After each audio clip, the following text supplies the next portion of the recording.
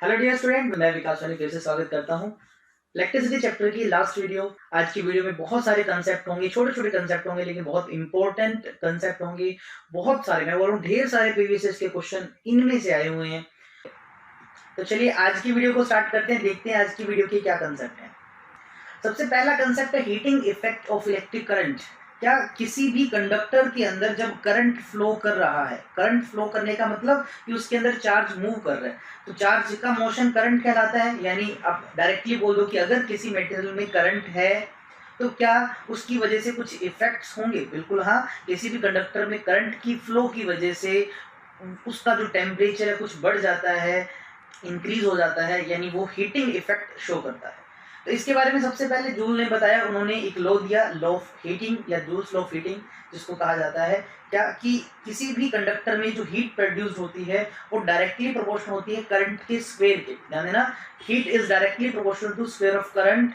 यही heat directly proportional होती है किसके?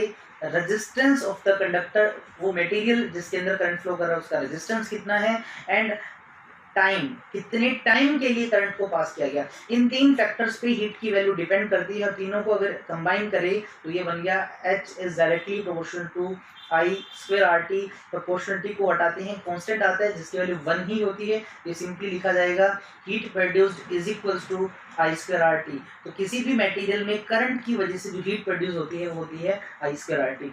मोस्ट इंपॉर्टेंट फॉर्मूला है, क्योंकि 2019 के अंदर एनडीए के जो सेकंड एग्जाम हुआ था उसमें क्वेश्चन भी आया था इससे रिलेटेड। हालांकि थोड़ा सा उसको घुमा के दिया हुआ था कि कहीं पर कोई पानी है, उस पानी के अंदर कोई कंडक्टर रखा गया, उसके अंदर करंट पास कर रहे हैं, वो पानी है वो गर्म होगा। अब गर्म किसकी वजह से होगा? पानी तो हीटिंग इफेक्ट ऑफ करंट की वजह से गर्म होगा। तो आपको उसमें ऑप्शन में दे रखा था कि किन किन फैक्टर्स पे हीटिंग डिपेंड करती है। वहां पर करंट का, रेजिस्टेंस का, टेम्परेचर का, इनका कुछ कंसेप्ट दिया हुआ था। ठीक है, तो आपने याद रखना ये जूल्स लॉ ऑफ हीटिंग। इसी फॉर्मूला को, हीट के फॉर्मूला को अगर मैं कन्वर्ट करना चाहूँ किसकी फॉर्म में? पोटेंशियल की फॉर्म में कन्वर्ट करना चाहूँ तो आप बच्चों को पता होगा ये formula V is equal to I R. तो अगर मैं इस फॉर्मूले का यूज करूँ और यहाँ पर पहले I की वैल्यू पुट करता हूँ तो हीट का फॉर्मूला मेरे पास एक और आ जाएगा। एंड अगर मैं यहाँ पर R की वैल्यू पुट करूँ तो फिर से मेरे पास एक फॉर्मूला आ जाएगा। लेट अस सपोज अगर मैं यहाँ से I की वैल्यू निकालता हूँ that is equal to V by R, यहाँ से V बाय आर आया, तो इस फॉर्मूले में पुट करता हूँ तो ये आ जाएगा आपके पास। देखिए V स्क्वेयर अपॉन में R square multiply by this R into T. इस R से R कैंसिल, आपके पास एक फॉर्मूला बन जाएगा V square by R into T. यानी ये भी आपके पास हीट जनरेट का फॉर्मूला होता है अगर किसी सिचुएशन में आपको वोल्टेज और रेजिस्टेंस गिवन हो। अच्छा, अगर मैं यहाँ से इसी फॉर्मूला से R की वैल्यू निकालता हूँ तो R is equal to V upon I, और इसी फॉर्मूले में अगर मैं पुट करता हूँ, देखिए ऊपर वाले फॉर्मूले में इस बार heat produce is equal to I square as it is, क्योंकि इस पर मैं आर की वैल्यू पुट कर रहा हूँ। V divide by I into T, यहाँ से आई कैंसिल हो गया, तो क्या बचा? V इंटू आई इंटू टी। तो यानी आपके पास हीट जनरेटेड के तीन फॉर्मूले हैं, एक आप ये देख सकते हैं, दूसरे वाला ये है, एंड तीसरे वाला जो मोस्ट कॉमन है वो ये वाला है। क्लियर? हीटिंग इफेक्ट समझिए। अच्छा, अब क्वेश्चन आता है, आपसे पूछ ले भी क्यों ऐसा क्या होता है कि करंट की वजह से कोई मटेरियल है वो हीट प्रोड्यूस करता है, तो उसका कारण समझिए। सबसे पहले कॉज। तो होता क्या कि किसी भी मटेरियल के अंदर आपको पता है करंट का रीजन क्या है? Flow of electron, free electron move करते हैं। अब मैं आपको बोलता हूँ कि ये इलेक्ट्रॉन ऐसे मूव कर रहा है, क्या इलेक्ट्रॉन सीधे सीधे चल पाता है? नहीं ना। जब वो इलेक्ट्रॉन चलता है तो वो किसी दूसरे इलेक्ट्रॉन से कोलाइड कर जाएगा, फिर चला, फिर किसी और से कोलाइड किया, फिर चला, फिर किसी और से कोलाइड किया, बार बार उसका कोलिजन हो रहा है। तो ड्यूरिंग कोलिजन आपको पता है उसकी एनर्जी लॉस होगी, और वो एनर्जी जो लॉस होती है वो किसकी फॉर्म में होती है बेटा? वो हीट की फॉर्म में होती है। तो कारण क्या लिखेंगे? हीटिंग क्यों होती है? क्योंकि इलेक्ट्रॉन्स स्ट्राइक्स या electron collide inside a conductor and that cause the emission of heat. अब इसी फॉर्मूले को, हीट जो जनरेट हुई इसको, फॉर्मूले को अगर मैं कैलोरीज के अंदर लिखना चाहूँ तो कैलोरीज में लिखना हो तो जस्ट हीट की वैल्यू को आप 4.2 से डिवाइड कर दीजिए बेटा, तो आपके पास ये किसके अंदर? कैलोरी के अंदर वैल्यू आ जाएगी। यानी ये जो फॉर्मूला बना वो बना I square R T divide by 4.2। अगर एग्जैक्ट लिखा जाए तो 4.18 होता है, सिंपली आप 4.2 लिख सकते हैं। यानी जूल के अंदर अगर हीट हो, कैलोरी में बदला हो तो 4.2 से डिवाइड कर दीजिए। कौन कौन से इंस्ट्रूमेंट है जो हीटिंग इफेक्ट पे बेस्ड है? सबसे कॉमन इलेक्ट्रिक बल्ब। आप बोलेंगे सर इलेक्ट्रिक बल्ब का काम होता है लाइट को प्रोड्यूस करना, बट इसके साथ साथ बल्ब जो है लाइट के अलावा हीट भी प्रोड्यूस करता है। ठीक है, क्यों? क्योंकि वो हीटिंग इफेक्ट पे बेस्ड है। बल्ब के अंदर आपको पता होगा टंगस्टन का फिलामेंट होता है, जब उसमें करंट फ्लो करता है तो वो गर्म भी हो जाता है, हीटिंग इफेक्ट प्रोड्यूस करता है। उसके अलावा अगर मैं आपको बोल दूं इलेक्ट्रिक हीटर, इलेक्ट्रिक हीटर जो होता है, इलेक्ट्रिक हीटर के अंदर भी एक एलिमेंट या एक फिलामेंट यूज किया जाता है, नाइक्रोम का जनरली वो बना होता है। क्यों? वो भी हीटिंग इफेक्ट पे बेस्ड है। अभी मैं आपको ना आगे थोड़ी देर बाद आपको एक लिस्ट बताऊंगा जिसके अंदर हर एक इन डिवाइसेस का और उनके अंदर कौन सा एलिमेंट लगा है और मेल्टिंग पॉइंट उनका कितना है या रेजिस्टेंस या रेजिस्टिविटी कितनी है वो भी बताई जाएगी आपको। ठीक है, यहाँ पर जस्ट समझिए हीटिंग इफेक्ट पे बेस्ड कौन कौन से इंस्ट्रूमेंट है। तो इलेक्ट्रिक बल्ब है, इलेक्ट्रिक हीटर है, इलेक्ट्रिक टोस्टर आपने नाम सुना होगा। ठीक है, इसके अलावा इलेक्ट्रिक आयरन, कपड़े जो इस्त्री करने के काम आती है, वो भी हीटिंग इफेक्ट पे बेस्ड है। पानी को गर्म करने के लिए आपको पता है गीजर्स यूज किए जाते हैं, तो इलेक्ट्रिक जो गीजर्स होते हैं उनके पीछे भी यही फंक्शनिंग है, उन सब के अंदर करंट के हीटिंग इफेक्ट होता है। पावर का कंसेप्ट, कौन सी? Electric power. यहाँ पर उस पावर की बात करें जो चार्ज के कंसेप्ट से रिलेटेड है। तो व्हाट इज इलेक्ट्रिक पावर? तो यहाँ पर बात हो रही है कोई भी इंस्ट्रूमेंट है, जब आप उसको इलेक्ट्रिक एनर्जी देते हो वो इलेक्ट्रिक एनर्जी बिल्कुल यूज करता है। तो कोई इंस्ट्रूमेंट कितनी इलेक्ट्रिक एनर्जी यूज कर रहा है पर यूनिट टाइम, उसी को इलेक्ट्रिक पावर कहा जाता है। आप बोल सकते हैं रेट ऑफ डूइंग वर्क। कोई इंस्ट्रूमेंट किस रेट से वर्क कर रहा है, या सिंपली आपको बोला जाए work divide by time, this is power, इसी को पावर कहा जाता है। फॉर्मूला आप समझ गए होंगे। P से अगर मैं इसको रिप्रेजेंट करता हूँ पावर को, तो फॉर्मूला क्या होगा? वर्क जो कोई इंस्ट्रूमेंट करता है, वर्क ना बोल के आप ऐसे भी लिख सकते हो, एनर्जी जो वो इंस्ट्रूमेंट यूज करता है डिवाइड बाय कितने टाइम के लिए वो यूज कर रहा है। तो ये आपके पास फॉर्मूला रहता है किसका बेटा? पावर का फॉर्मूला। अब इसको थोड़ा सा और बनाते हैं सही, यानी इस फॉर्मूले को थोड़ा सा और डिटेल में लिखते हैं। तो आपको याद होगा वर्क या एनर्जी का फॉर्मूला, अभी थोड़ी देर पहले हमने हीट का फॉर्मूला बनाया था। तो हीट एक टाइप की एनर्जी तो होती है, तो आपको वो फॉर्मूले याद होंगे। सबसे पहला कॉमन फॉर्मूला लिखा था I² RT। उसके अलावा याद कीजिए जब हमने इसको कन्वर्ट किया था तो हमारे पास दो फॉर्मूले और आए थे।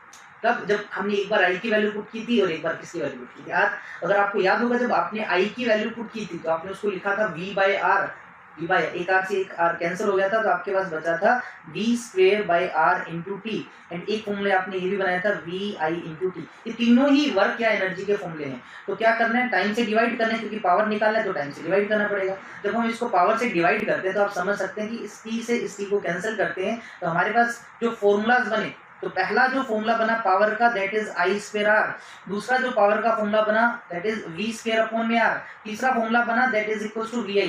अब क्वेश्चन आता है कि सर अगर हमारे पास कोई न्यूमेरिकल क्वेश्चन हो, उसमें पावर से रिलेटेड कोई क्वेश्चन पूछा जाए, न्यूमेरिकल बन सकता है। देखिए इस कंसेप्ट पे, ठीक है, न्यूमेरिकल बन सकता है, तो हम कौन से वाला फॉर्मूला यूज करेंगे? तो सबसे अच्छी ट्रिक बताऊं आपको कि आप जब भी उस न्यूमेरिकल को करो, आप ढूंढो कि विच quantity is constant, which quantity is constant. उस पूरे क्वेश्चन में ऐसी कौन सी चीज है जो कांस्टेंट है।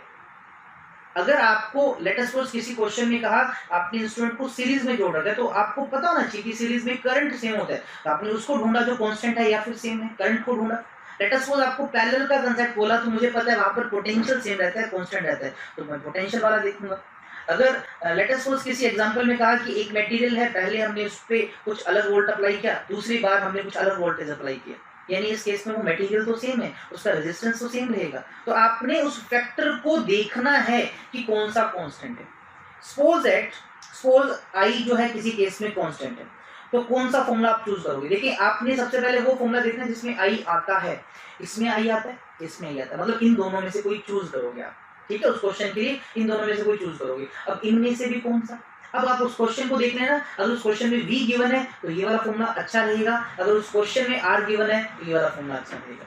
अगर किसी क्वेश्चन में लेट अस सपोज आपको कहा कि रेजिस्टेंस की वैल्यू कांस्टेंट है यानी सेम है, जो भी आपको केस दे रखा है, तो आप कौन सा ये वाला या फिर ये वाला फॉर्मूला चूज करोगे, क्योंकि इन दोनों में रेजिस्टेंस आ रहा है। फिर उसके बाद क्या देखेंगे कि क्वेश्चन में और क्या गिवन है, अगर करंट गिवन है तो ये वाला फॉर्मूला, अगर आपको वोल्टेज गिवन है तो ये वाला फॉर्मूला। तो समझ गए होंगे कि किस तरह से कौन सा फॉर्मूला यूज करना है।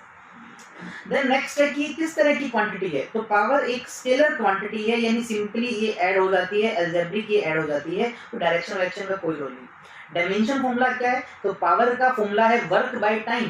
तो वर्क का डायमेंशन फॉर्मूला मैंने कहा था रट लीजिए क्योंकि बहुत काम आता है। क्या है डायमेंशन फॉर्मूला वर्क का? M1 L2 T-2। और आप देखिए कि इसमें टाइम से भी डिवाइड करना है, क्योंकि वर्क को टाइम से डिवाइड करें तो नीचे एक और T आ गया, तो कुल मिला के बन गया M1 L2 और T-3 हो गया आपके पास। यूनिट क्या होता है किसका, पावर का। जनरली अगर आप इस फॉर्मूले से देखें, पावर वर्क बाय टाइम होता है, वर्क को जूल में मेजर किया जाता है और टाइम को सेकंड में मेजर किया जाता है, तो जो बना वो बना जूल पर सेकंड। और इसका एक और नाम रख दिया गया, इसको बोल दिया गया वॉट, कैपिटल W से लिख सकते हैं, ठीक है। तो वॉट जो होता है वो ऐसा यूनिट होता है इलेक्ट्रिक पावर का। और 1 वॉट किसके इक्वल होता है, 1 वॉट इज इक्वल्स टू, देखिए यहाँ से 1 जूल पर सेकंड। अगर कोई एक इंस्ट्रूमेंट 1 जूल एनर्जी यूज करता है 1 सेकंड के लिए, किसी इंस्ट्रूमेंट के अंदर इलेक्ट्रिक एनर्जी जा रही है और वो हर 1 सेकंड में अगर 1 जूल एनर्जी यूज कर रहा है, इट मीन उस इंस्ट्रूमेंट की पावर 1 वॉट है। वोट से भी बड़े यूनिट यूज हो सकते हैं, जैसे किलोवाट। अगर कहीं किलोवाट लिखा है तो किलो 10 की पावर 3 के यूज होते हैं, प्रीफिक्स से ही 10⁻³ वोट। लेट अस सपोज अगर कहीं लिखा मेगावाट तो मेगा 10⁻6 के लिए होता है, तो 10⁻6 वोट। इस तरह से बड़े यूनिट हो सकते हैं। बात करें हॉर्स पावर, हॉर्स पावर भी बहुत ही कॉमन यूनिट है इलेक्ट्रिक पावर का, जो कमर्शियली यूज होता है। जैसे इलेक्ट्रिक मोटर्स रहती हैं जो ट्यूबल्स में, या और भी जो हैवी पावर वाले डिवाइस रहते हैं, उनकी जो पावर है जनरली हॉर्स पावर में लिखा जाता है। एंड 1 हॉर्स पावर जो होता है बेटा वो होता है 746 वॉट। 746 वॉट को 1 हॉर्स पावर कहा जाता है। ये इंपॉर्टेंट चीज़ है, याद कर लेना, बहुत काम का पेज है ये वाला, बहुत ज्यादा। एक छोटा सा क्वेश्चन प्रैक्टिस करते हैं पावर के कंसेप्ट पे। आपको क्या कहा गया, देखिए मैं आपको पूरा सोल्व नहीं करके जस्ट हिंट बताऊंगा। आपको कहा गया कि कोई मटेरियल है, लेट अस सपोज ये कोई बल्ब है। आपको क्वेश्चन में कहा कि जब हमने क्या किया, इस पे 100 वोल्ट अप्लाई किया था तो इसकी पावर थी 200 वॉट, ध्यान देना। अब आपने कि इसी बल्ब पे अब आपने 200 वोल्ट अप्लाई कर दिया तो नई पावर कितनी होगी। इस तरह का क्वेश्चन कैसे करना है, तो मेरे पास फॉर्मूले पावर के 3 हैं, I²RB है, V²/RB है एंड VI भी है। अब आता है क्वेश्चन कि किस फॉर्मूले का यूज करें। अब इस सिचुएशन में मुझे बताओ क्या चीज हो रही है। इसमें वोल्टेज पहले, ध्यान देना, वोल्टेज पहले V1 थी 100 वोल्ट, अब लगा दी कितनी 200 वोल्ट। पावर P1 पहले थी 200, बाद वाली पावर आपसे पूछ ली। पूरी सिचुएशन में बल्ब तो वही है, बल्ब वही है तो उसका रेजिस्टेंस भी वही होगा। जो पहले इस सिचुएशन में रेजिस्टेंस होगा वही इस सिचुएशन में होगा। यानी आपका जो क्वेश्चन है इसमें रेजिस्टेंस की वैल्यू सेम है, तो मैं उस फॉर्मूले को चूज करना पसंद करूंगा जिसमें R आता हो रेजिस्टेंस। तो इस फॉर्मूले में भी है, इसमें भी है। अच्छा, अब दूसरा स्टेप कि पहचान लिया, 3 में से 2 बन गया, अब एक चाहिए हमें फॉर्मूला। तो अब क्या इस क्वेश्चन में पहले वोल्टेज V1 था, वोल्टेज V2 है। करंट का तो जिक्र ही नहीं कर रखा, क्योंकि इस फॉर्मूले में रेजिस्टेंस के साथ साथ करंट को देखना था, इसमें रेजिस्टेंस के साथ साथ वोल्टेज को। और हमारे क्वेश्चन में वोल्टेज गिवन है, तो वी प्रेफर दिस फॉर्मूला, तो हम इस फॉर्मूले को चूज करेंगे कि पावर पहले के लिए अगर मैं लिखता हूं तो वो क्या आएगा, पहले का पोटेंशियल इसका square divide by resistance, resistance तो सेम है। दूसरे की पावर क्या होगी बेटा, दूसरे के पोटेंशियल का स्क्वायर डिवाइड बाय रेजिस्टेंस। अब इन दोनों को डिवाइड कर लीजिए, R से R कैंसिल हो जाना है। P1 P2 में से एक गिवन है, V1 V2 दोनों ही गिवन है। इस तरह से क्वेश्चन को सोल्व कर लीजिए, ठीक है। इस तरह से क्वेश्चन बहुत ही इजी हो जाता है। हमारा नेक्स्ट कंसेप्ट है एनर्जी का। एनर्जी क्या होता है, देखिए किसी भी इलेक्ट्रिक अप्लायंस को अगर काम करना है, जो भी उसका काम है, जैसे पंखे का काम घूमना है, उसको घूमने के लिए एनर्जी की रिक्वायरमेंट है। अगर मैं बोलूँ एक इलेक्ट्रिक बल्ब है तो उसका काम लाइट प्रोड्यूस करना है, साथ में हीट भी कर देता है। वो काम करता कैसे, तो उसको रिक्वायरमेंट है किसकी, एनर्जी की। तो क्या लिख सकते हैं कि क्या होता है, ये होती है ability to do work. What is energy, ability to do work. कोई भी इंस्ट्रूमेंट जो काम करता है तो उसके लिए उसको वर्क करना पड़ेगा ना, जो काम कर रहे, तो उसके लिए क्या चाहिए, इलेक्ट्रिक एनर्जी चाहिए। तो एबिलिटी टू डू वर्क हुई। अब फॉर्मूला क्या होता है वर्क डन का, अब यहाँ पर फोर्स इनटू डिस्प्लेसमेंट तो लिखेंगे नहीं, क्योंकि हम मैकेनिकल एनर्जी की बड़ी बात कर रहे हैं, यहाँ पर तो हम इलेक्ट्रिक एनर्जी की बात कर रहे हैं। तो in the sense of electric energy जो इसका फॉर्मूला होता है, ध्यान देना, इलेक्ट्रिक एनर्जी बोल दो, वर्क बोल दो या हीट बोल दो, बेटा तीनों एक ही चीज है। इसका फॉर्मूला होता है power multiply by time, power multiply by time, ये इसका फॉर्मूला रहता है। Clear, power multiply by time. अब पावर के 3 फॉर्मूले हैं, तो टाइम से मल्टीप्लाई कर दें तो एनर्जी के या वर्क के या हीट के भी 3 फॉर्मूले बन जाएंगे। कौन कौन सा, क्योंकि पावर का सबसे पहला फॉर्मूला I²R लिखा था, फिर हमने लिखा था V²/R लिखा था, फिर हमने लिखा था VI। तो क्या करते हैं, T से मल्टीप्लाई कर दे, इसके साथ VT लगा दीजिए, इसके साथ VT लगा दीजिए, इसके साथ VT लगा दीजिए। एनर्जी के 3 फॉर्मूले आपके पास बनेंगे इस तरह से। अब बारी आती है कि किस तरह की क्वांटिटी है ये, तो ये भी एक स्केलर क्वांटिटी है। वर्क स्केलर क्वांटिटी होता है, आप सब बच्चों को पता है। बात आती है डायमेंशन फॉर्मूला, तो चाहे वर्क है, चाहे एनर्जी है, चाहे हीट है, सबका डायमेंशन फॉर्मूला सेम है, आपको याद करवाया था, m1L2T-2। एनर्जी की यूनिट्स, ये काफी इंपॉर्टेंट पेज है, ये बहुत ही इंपॉर्टेंट स्लाइड है, ध्यान देना आपने। यूनिट क्या होता है इसका, एनर्जी का। जो एसआई सिस्टम है उसके अंदर तो यूनिट होता है, इसको लिखते हैं जूल, इस तरह से पूरा लिखा जाता है, और सिंबल वाइज लिखे तो कैपिटल जे लिखा जाता है किसको, जूल को, ठीक है। एंड 1 जूल होता है किसके इक्वल है। अब आप देखिए पावर का फॉर्मूला थोड़ी देर पहले बता के गया, वर्क बाय टाइम, इस तरह से। तो यहाँ से वर्क क्या बना, पावर इनटू टाइम। वर्क की तो एनर्जी होती है, पावर को वाट में लिखा जाता है, टाइम को सेकंड में लिखा जाता है, तो जूल जो होता है बेटा वो वॉट मल्टीप्लाई सेकंड के भी इक्वल होता है, यानी कहीं पर वॉट सेकंड लिखा है इट मीन वो जूल की है। दूसरी बारी आती है कि सीजीएस सिस्टम की कोडिंग यूनिट क्या है, तो सीजीएस सिस्टम में इसका यूनिट होता है बेटा वो होता है अर्ग, क्या होता है, अर्ग, ठीक है, याद रखेंगे। सबसे इंपॉर्टेंट कमर्शियल यूनिट, देखिए जो हमारे घर में बिल आता है वो बिजली का बिल, बिजली का नहीं एक्चुअली इलेक्ट्रिक एनर्जी जो हमारे घर में अप्लायंस कंज्यूम करते हैं उसका बिल होता है, जनरली बीटीओ यूनिट लिखा जाता है, इसको सिंपली यूनिट भी बोल दिया जाता है, यूनिट बोल दिया जाता है, ठीक है। कि होता क्या है एक्चुअल में 1 किलो वाट आवर, ध्यान देना, इसको लिखने का बड़ा स्पेशल तरीका है, किलो का के छोटा है, डब्ल्यू वॉट का बड़ा है, आवर का एच छोटा है, तो 1 किलोवाट आवर को ही हम यूनिट बोलते हैं या 1 BTOU बोल देते हैं। ये कमर्शियल यूनिट है एनर्जी का जो हम सबसे ज्यादा यूज करते हैं। और 1 किलोवाट आवर है क्या एक्चुअल में, ये बना है किससे, 1 किलोवाट से मल्टीप्लाई बाय 1 आवर से बना है। अब 1 किलोवाट यानी 1000 ऑफ वाट और 1 आवर यानी 3600 सेकंड, तो यहाँ से देखिए आपके पास क्या आ गया, 36 मल्टीप्लाई बाय 10 की पावर 5 वॉट सेकंड, और अभी भी बता के क्या वॉट सेकंड को जूल लिखते हैं, तो आपके पास है 36 मल्टीप्लाई बाय 10 की पावर 5 ऑफ जूल, इतनी एनर्जी 1 किलोवाट आवर में होती है। और अगर इसको थोड़ा सा और प्रॉपर लिखूं तो 3.6 मल्टीप्लाई बाय 10 की पावर 6 जूल, तो this is the value of 1 kilowatt hour. Most important, बहुत बार बहुत सारे एग्जाम्स के अंदर 1 किलोवाट आवर की वैल्यू पूछी जाती है, तो हमारे घर में जो बिजली का बिल आता है वो एक्चुअली किलोवाट आवर की टर्म में रहता है, एनर्जी की इतनी वैल्यू होती है, और हमारे अलग अलग एरिया में इनका अलग अलग रेट डिसाइड है। कहीं जगह जैसे एक यूनिट के 5 रुपए लिए जाते हैं, कहीं जगह 7 रुपए, 8, 10, 15 अलग अलग जगह पे यूज किया जाता है, ठीक है, इस तरह से उनका बिल आ जाता है। तो आपको अगर कभी पावर गिवन हो और आपको इंस्ट्रूमेंट का टाइम गिवन हो कि कितने टाइम के लिए चलता है, आप उसकी एनर्जी निकाल सकते हैं। जनरली ऐसा यूनिट तो जूल है, लेकिन अगर हमारे घर में जो अप्लायंस चल रहे हैं उनकी एनर्जी अगर आप जूल में कैलकुलेट करने बैठ जाओ बहुत ही ज्यादा आ जाएगी, बहुत ही ज्यादा वैल्यू आ जाएगी, इसलिए बड़ा यूनिट ढूंढना पड़ा, और वो बड़ा यूनिट क्या है, किलोवाट आवर। ऐसे आपको याद होगा कि एनर्जी का एक छोटा यूनिट भी होता है, जैसे ये बहुत बड़ा यूनिट है ऐसे छोटा यूनिट भी होता है इलेक्ट्रॉन वोल्ट, अगर आपको पता हो।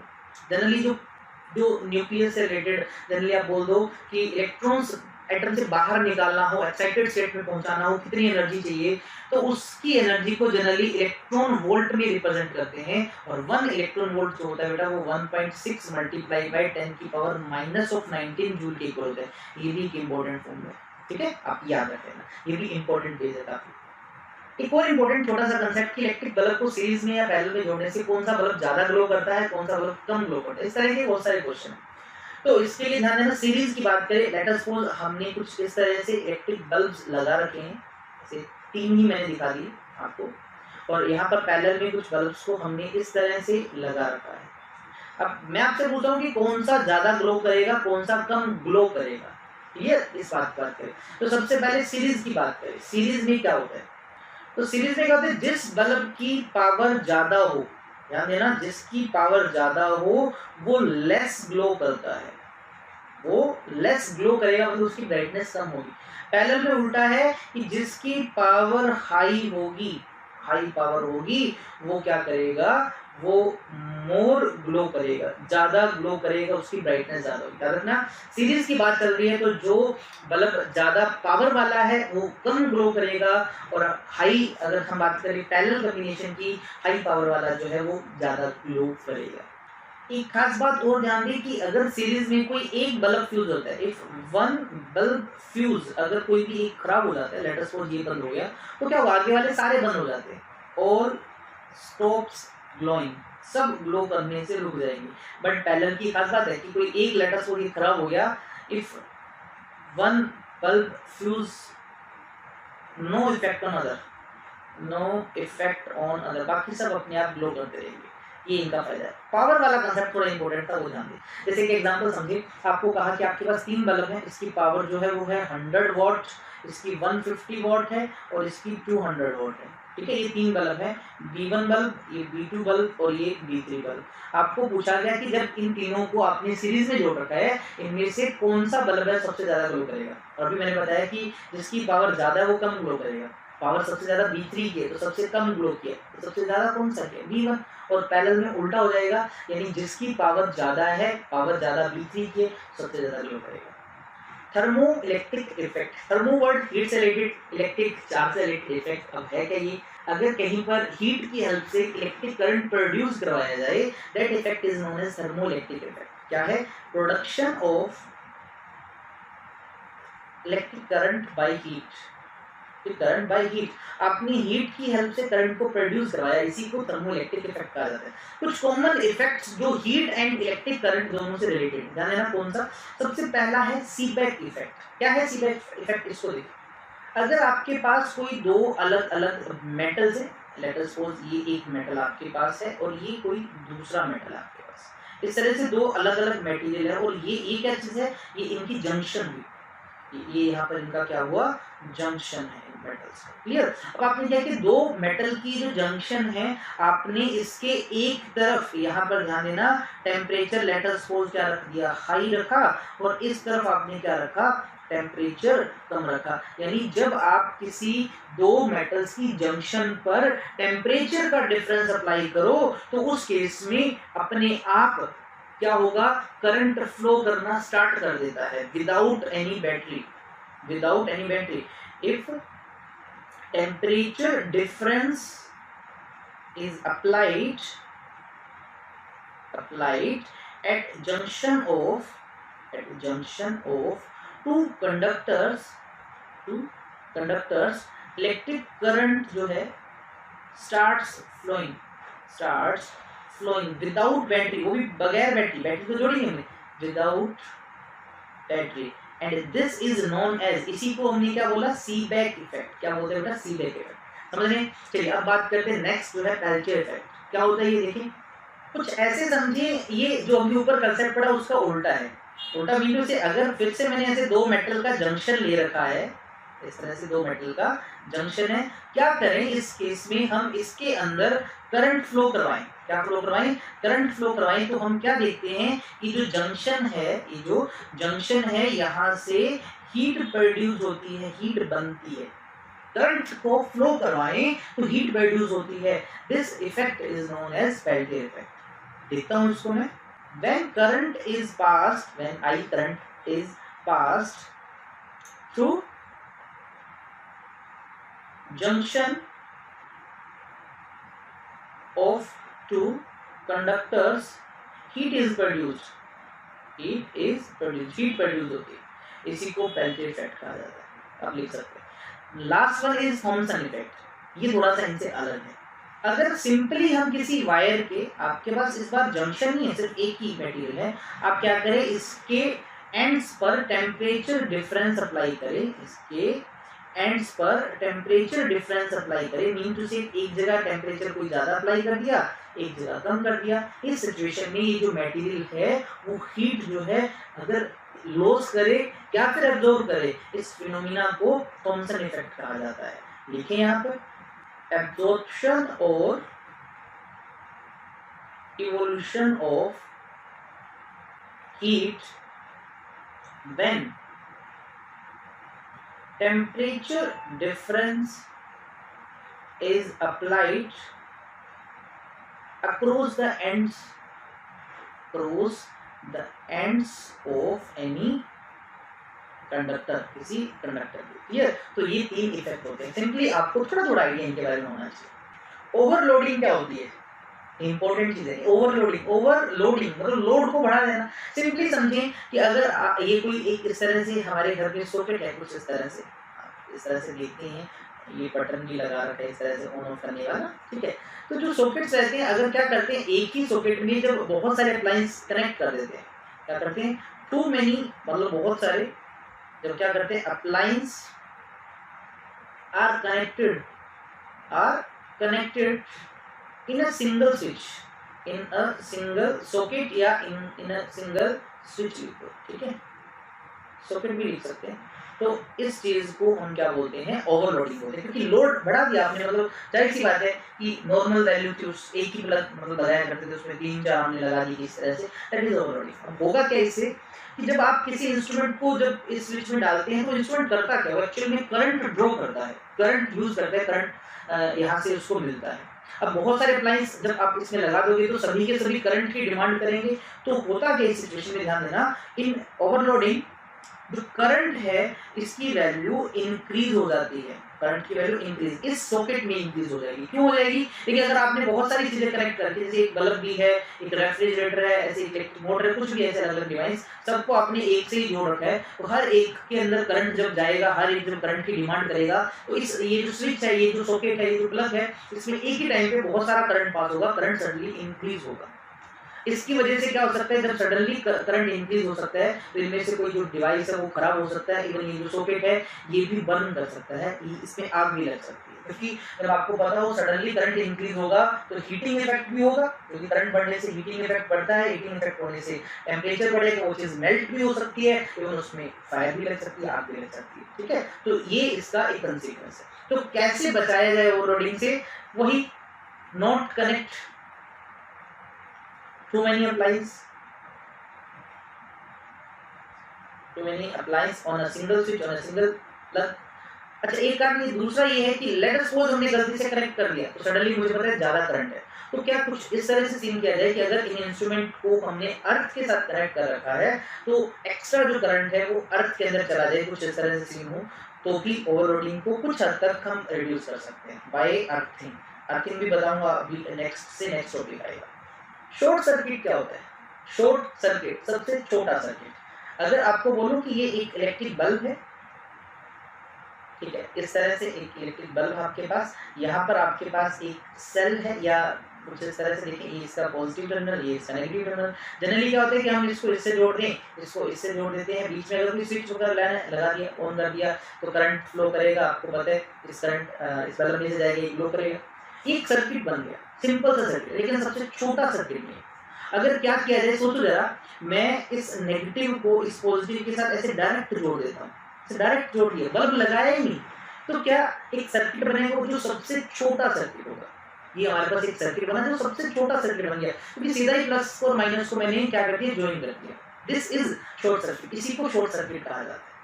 अब इसी को कहा जाता है, क्यों कहा जाता है शॉर्ट सर्किट? देखिए इसके पहले रिजल्ट को समझे। कई बार ऐसे भी लिखा होता है शॉर्ट सर्किट को क्या है कि when live wire comes in contact with neutral wire. एक लाइव वायर जब न्यूट्रल वायर के साथ कांटेक्ट में आती है उसको शॉर्ट सर्किट कहा जाता है। देखो इसमें क्या था, ये प्लस वाला जो वायर है ये लाइव वायर ही तो होता है, यानी ये लाइव वायर है, और ये नेगेटिव के साथ ये न्यूट्रल ही तो होता है। देखो दोनों को कनेक्ट ही तो करा, लाइव और न्यूट्रल को कनेक्ट ही करना है, इसी को तो शॉर्ट सर्किट कहा जाता है। अब इसमें होता क्या, देखिए जनरली V = IR होता है। अब क्या है इस सिचुएशन में, देखिए ये जो बल्ब है इसका मुझे पता है कुछ रेजिस्टेंस होता है, अगर सर्किट में ये बल्ब लगा होता तो सर्किट का कुछ रेजिस्टेंस होगा, लेकिन आपने सीधा तार को जोड़ दिया, एक खाली वायर का resistance as compare to bulb कम होता है, यानी रेजिस्टेंस सर्किट का डिक्रीज हो गया। जब रेजिस्टेंस डिक्रीज होगा, सोचो ये चीज डिक्रीज होगी, बैटरी तो वही है, पोटेंशियल तो क्या है, कांस्टेंट है, बैटरी तो वही लगी है। अगर रेजिस्टेंस डिक्रीज हो रहा है तो करंट को क्या होना पड़ेगा, इंक्रीज होना पड़ेगा। तो इफेक्ट के तौर पे क्या होगा, जो करंट है सर्किट में वो सडनली क्या हो जाएगा, इंक्रीज हो जाएगा। यानी चाहे बात ओवरलोडिंग की हो चाहे शॉर्ट सर्किट की हो, दोनों ही सिचुएशन में सर्किट के अंदर करंट की वैल्यू सडनली इंक्रीज होगी। अगर करंट इंक्रीज होगा फिर से होगी हीटिंग होगी, हीटिंग होने से मे बी ये जो इंसुलेशन है ये मेल्ट कर जाए, मे बी इतना ज्यादा टेम्परेचर बढ़ जाए कि उसमें आग लग सकती है। यानी एक्सीडेंटल फायर जो होती है, कई बार आपने सुना होगा शॉर्ट सर्किट की वजह से इस दुकान में आग लगी, तो रीजन यही होता है, इसी की वजह से ऐसा होता है। कैसे रोका जा सकता है भाई, कैसे कि इंसुलेशन को चेक करें रेगुलरली, चेक इंसुलेशन रेगुलरली। अगर इंसुलेशन को चेक ना करें तो क्या होगा, तो हम फ्यूज भी यूज कर सकते हैं, इलेक्ट्रिक फ्यूज यूज कर सकते हैं कि ज्यादा करंट आने पे फ्यूज जो है वो खुद मेल्ट हो जाएगा, अप्लायंस को बचा देगा।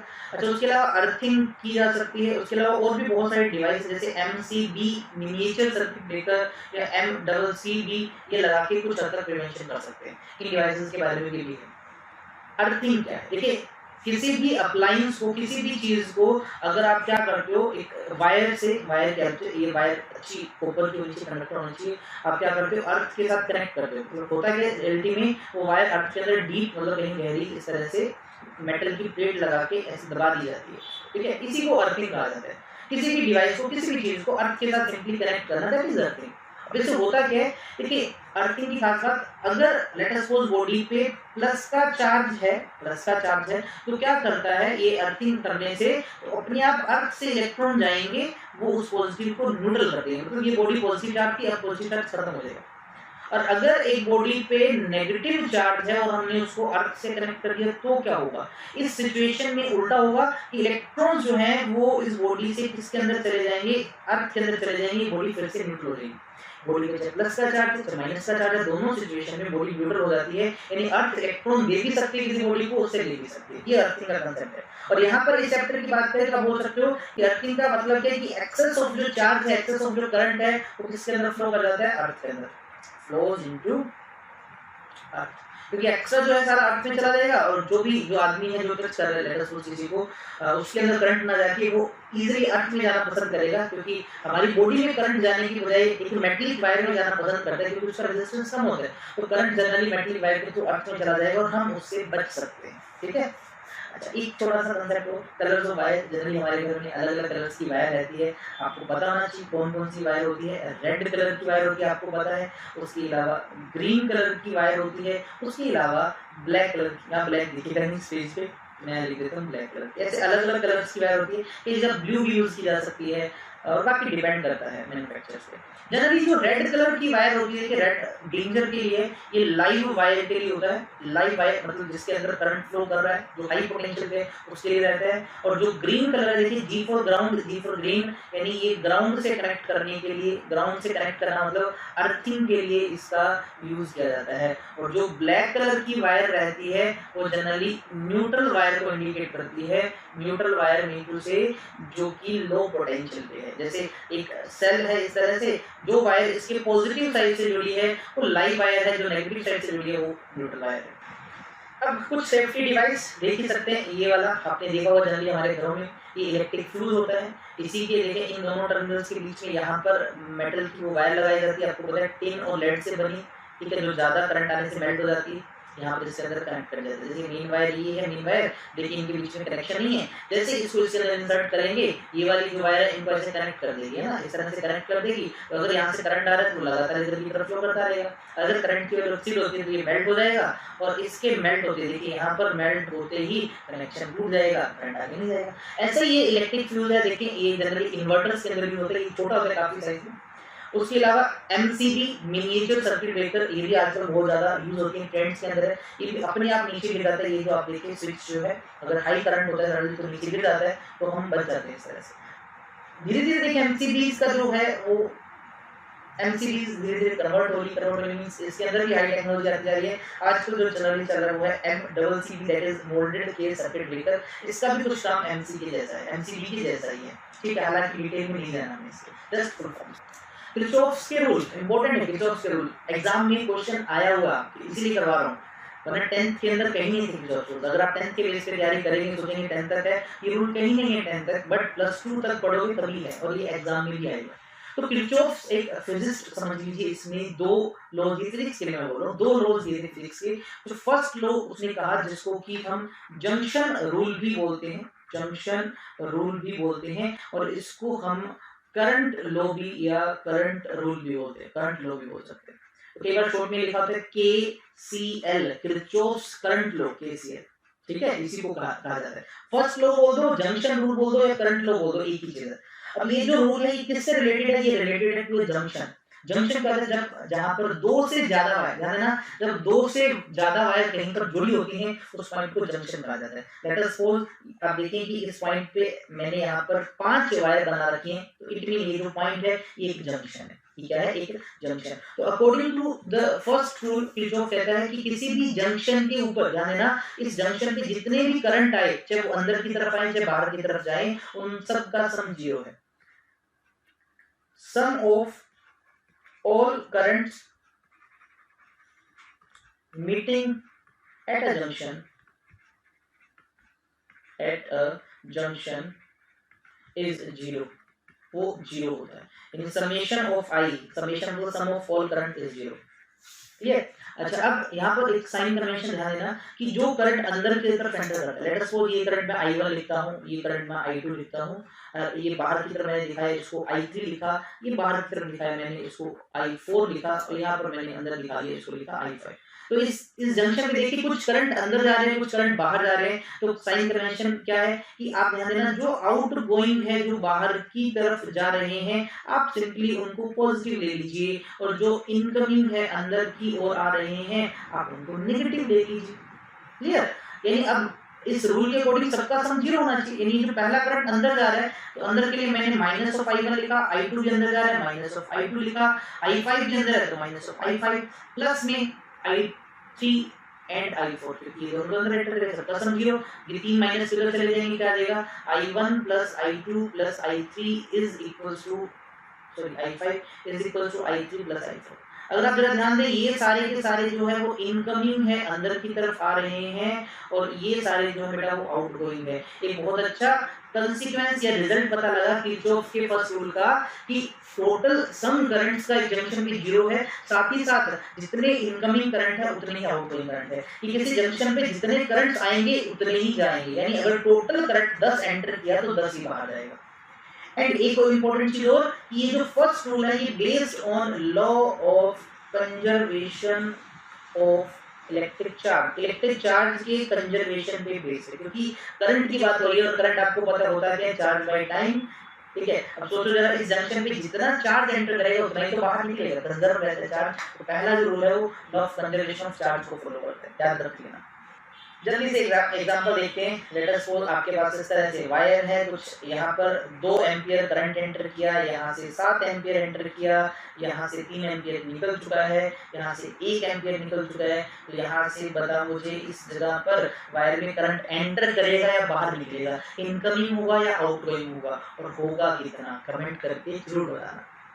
किरचॉफ का सेकंड रूल, इस रूल को हम लूप रूल भी बोल देते हैं या इसको वोल्टेज लॉ भी बोलते हैं। इसको लूप रूल या वोल्टेज लॉ बोल सकते हैं, शॉर्ट में केवल KVL किरचॉफ वोल्टेज लॉ भी लिखा जाता है। वो जंक्शन से रिलेटेड था, जंक्शन बता दिया, ये लूप से रिलेटेड है। लूप क्या होता है, क्लोज पाथ को, क्लोज सर्किट को हम जनरली लूप बोल देते हैं। और ये इस रूल के अकॉर्डिंग है क्या, देखिए इस रूल में वोल्टेज के बारे में बताया गया। अब वोल्टेज किस तरह से हो सकते देखें, अगर हमारे पास कोई सर्किट में रेजिस्टेंस है और उस रेजिस्टेंस में कुछ करंट फ्लो कर रहा है, तो करंट और रेजिस्टेंस का जो प्रोडक्ट होता है वोल्टेज ही तो होता है, यानी करंट और रेजिस्टेंस का प्रोडक्ट वोल्टेज होगा। सेकेंडली, अगर मेरे पास सिंपली कोई सेल है तो उसका कुछ EMF भी तो होता है, वो भी एक टाइप का वोल्टेज ही तो होता है। और ये रूल क्या बोलता है कि किसी भी क्लोज लूप में, इन एनी क्लोज लूप जितने भी सेल आए या जितने भी रेजिस्टेंस लगे हों, उन सब का जो वोल्टेज और EMF है वो जीरो रहता है। In any loop, close loop, sum of all V and E is zero. उस सर्किट में जितने भी V आए, मतलब करंट और रेजिस्टेंस का प्रोडक्ट हो, और जितने भी EMF आए उन सबका सम कितना रहेगा, जीरो। यानी summation of V plus summation of EMF that is equal to zero. ये यहाँ पर, वहां पर करंट की जीरो होने की बात कर रहे हैं जंक्शन के लिए, यहाँ पर वोल्टेज और EMF के सम को जीरो कहने की बात कर रहे हैं एक क्लोज लूप के लिए। ये किससे वजह से, ये बेस्ड है law of conservation of energy पे। ध्यान देना, ये किससे बेस्ड है, law of conservation of energy. इसके भी रूल है, अभी मैं आपको इसके साइन कन्वेंशन बताता हूँ। लूप के अंदर पोटेंशियल और वोल्टेज का सम जीरो है, कैसे हम इसको यूज करेंगे उसके लिए कुछ साइन कन्वेंशन है, ध्यान दें। अगर एक रेजिस्टेंस है कुछ ये, और इसके अंदर करंट इस तरह से फ्लो कर रहा है, ध्यान देना, तो जो पोटेंशियल होगा वो आपको पता है I और R का प्रोडक्ट है, उसको हम लेते हैं नेगेटिव।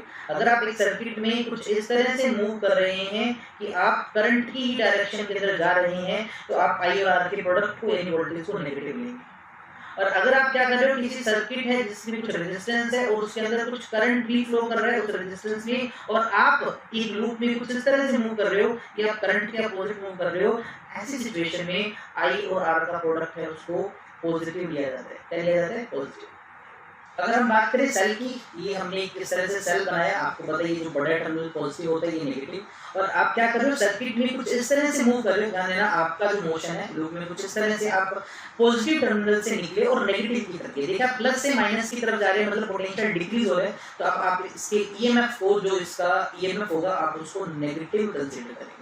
और अगर आप क्या कर रहे हो, एक सेल है इस तरह से और आप इस सेल में कुछ इस तरह से एंटर कर रहे हो कि आप नेगेटिव से पॉजिटिव की तरफ जा रहे हो, मतलब छोटे टर्मिनल से बड़े की तरफ जा रहे हो, तब इस सिचुएशन में इसका ईएमएफ पॉजिटिव लिया जाएगा। एक सिंपल सा एग्जांपल देखें, आपको कहा गया कि कोई लूप है, उसमें एक ये रेजिस्टेंस लगा है, उसके बाद यहाँ पर एक सेल लगा है इस तरह से, फिर से एक रेजिस्टेंस यहाँ लगाया और मैंने यहाँ इसको कर दिया बंद, छोटा सा सिंपल सर्किट बनाया, रेजिस्टेंस R1 है, रेजिस्टेंस R2 है, ईएमएफ को लिखता हूँ E1। आपको इस केस में केसीएल यानी ये किरचॉफ्स केवीएल का यूज करके इक्वेशन लिख ली।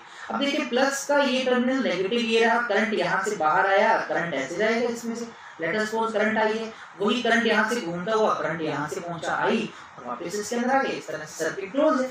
अब मुझे इक्वेशन लिखना है, तो यहाँ देखिए टोटल 3 चीजें, एक ये रही, एक करंट भी है और पोटेंशियल, यहाँ रेजिस्टेंस भी है तो यहाँ पोटेंशियल होगा, यहाँ भी पोटेंशियल होगा, तो टोटल 3 चीजें आपके पास। अब आप देखिए आप लूप डिसाइड करें, सबसे पहले मैंने इस पॉइंट को नाम दिया A, इस पॉइंट को नाम दिया B, इस पॉइंट को नाम दिया C एंड इस पॉइंट को नाम दिया D। अब लूप आपने डिसाइड करना है, किसी भी लूप में मूव करें, लेट अस सपोज मैं बात कर रहा हूँ लूप A से मैं गया B से गया C से D गया D से गया, मतलब मैं इस लूप में ऐसे जाऊंगा, मेरा मोशन कुछ इस तरह से। तो जब मैं A से B जा रहा था तो करंट मेरे अपोजिट आ रहा था, मैं करंट के अपोजिट जा रहा था, ऐसे मेरा मोशन ऐसे था। और भी थोड़ी देर पहले सिखाया कि अगर आप करंट के अपोजिट जाओ तो पोटेंशियल, तो यानी I और R का प्रोडक्ट है उसको पॉजिटिव लोगे, यानी इस I और इस R का प्रोडक्ट पॉजिटिव कंसीडर किया जाएगा, I R। फिर जैसे ही मैं आया यहाँ से देखिए मैं प्लस वाले से माइनस वाले की तरफ जा रहा हूँ, यानी मैं हायर पोटेंशियल से लोअर में जा रहा हूँ, पोटेंशियल डिक्रीज हो रहा है, तो अगेन माइनस का इसका ईएमएफ लेंगे, तो माइनस का E1। फिर जब मैं यहाँ आया, फिर देखिए करंट इधर है और मैं तो इधर जा रहा हूँ इसके अपोजिट, फिर से इनका जो प्रोडक्ट होगा उसको पॉजिटिव लिया जाएगा, I into R2। और अकॉर्डिंग टू KVL सबका सम 0 होना चाहिए, तो दिस इज द इक्वेशन। इस तरह से आप इक्वेशन बना सकते हो। इसी को थोड़ा और लिखना तो आप ऐसे लिख सकते हो, IR1 plus IR2 is equals to E1, उसको इधर ले आए। इस तरह से आप किरचॉफ रूल का यूज कर सकते हो। हालांकि इतने डिटेल में कोई न्यूमेरिकल मेथड नहीं आएगा इसकी डिटेल में, सिंपली आपको रूल पता होना चाहिए।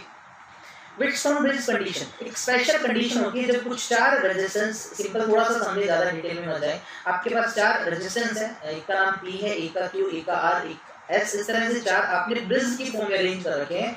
और यहाँ पर एक 5वां रेजिस्टेंस है, रेजिस्टेंस 2 आपने एक गैल्वेनोमीटर लगा रखा है करंट को डिटेक्ट करने वाला। अगर क्या हो कि आपको कहा जाए इस P/Q is equals to R/S हो, या फिर मैं बोल दूं P/R is equals to Q/S है, इनका रेशो इनके रेशो के बराबर हो या इनके रेजिस्टेंस का रेशो इनके बराबर हो, अगर ये सिचुएशन मिल जाती है तो ये जो 5वां रेजिस्टर है, ये जो गैल्वेनोमीटर है, इसके अंदर जो करंट होगा वो 0 होगा, मतलब फ्लो ही नहीं करेगा। ये गैल्वेनोमीटर अगर लगाया है तो उसकी रीडिंग कुछ दिखाएगा नहीं, वो 0 पे रहेगा। किससे रहेगा? 0 पे रहेगा। कब? जब इनका रेशो बराबर हो। इस कंडीशन को बैलेंस्ड कंडीशन कहा जाता है। क्या कहा जाता है? Balanced condition. और ये कब होती है? जब P/Q = R/S या फिर P/R = Q/S। आपने सिंपली यही याद रखना है, ठीक है, कि बैलेंस इक्वेशन कब बोलते हैं? जब ये रेशियोज ब्रांच में बराबर आ जाती है। अब न्यूमेरिकल बनाना चाहें तो इन 4 में से कोई 3 दिया है तो आप पता निकाल सकते हैं। क्लियर? अब सबसे ज्यादा सेंसिटिव कब होता है व्हिटस्टोन ब्रिज? जब ये चारों रेजिस्टेंस लगभग सेम ऑर्डर के रहते हैं, तब ये सबसे ज्यादा सेंसिटिव रहता है। ठीक है, आप इस चीज को याद रखें। प्रूफ पे कुछ नहीं जाना है।